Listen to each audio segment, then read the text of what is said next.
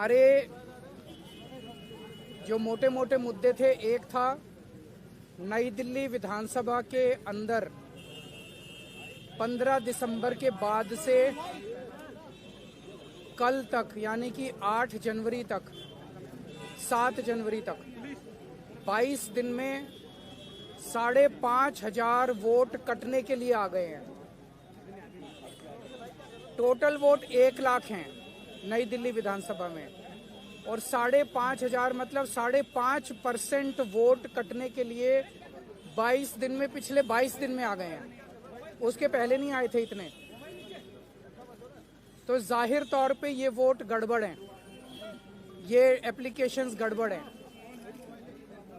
Election, नीचे के election अधिकारियों ने जब इन पे सुनवाई की और उन लोगों को बुलाया गया जिन लोगों के नाम से वोट काटने की एप्लीकेशन दी गई थी, उन सारे लोगों ने, जितने आए, सब ने कहा हमने तो ऐसी एप्लीकेशन नहीं दी है, हमारे नाम से फर्जी एप्लीकेशन दी गई है।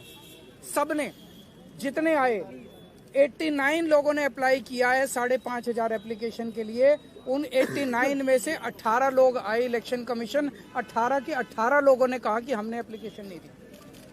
इसका मतलब बहुत बड़े स्केल पे स्कैम चल रहा है, बहुत बड़ा फ्रॉड चल रहा है।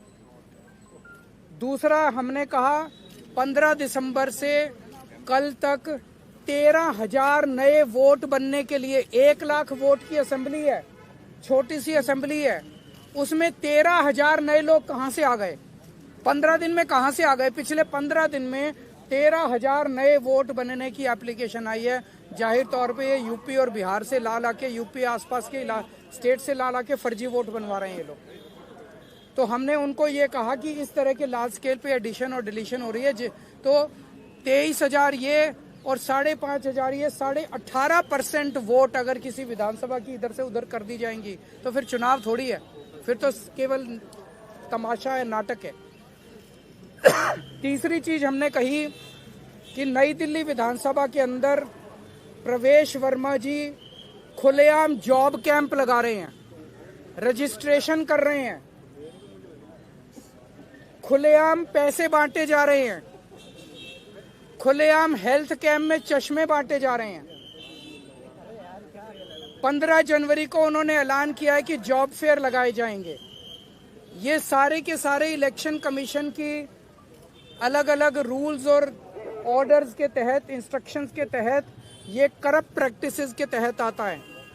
प्रवेश वर्मा को चुनाव लड़ने से उसको डिबार किया जाना चाहिए। प्रवेश वर्मा के घर पे रेड मारी जानी चाहिए ताकि पता चले उसके घर में कितना पैसा है। ट्वीट कर रहा है ना, ट्वीट कर करके वो खुलेआम सरेआम कर रहा है। जैसे कि फिल्मों में आप देखते हो ना, मैं तो फलाने का, कोई पुलिस वाला किसी को पकड़ लेता है तो उससे वो कहता है पता है मेरा बाप कौन है, तो उसी तरह से वो तो खुलेआम कह रहा है एक तरह से, प्रवेश वर्मा मैं पैसे भी बांटूंगा, मैं जॉब कार्ड भी दूंगा, मैं नहीं मानता किसी को।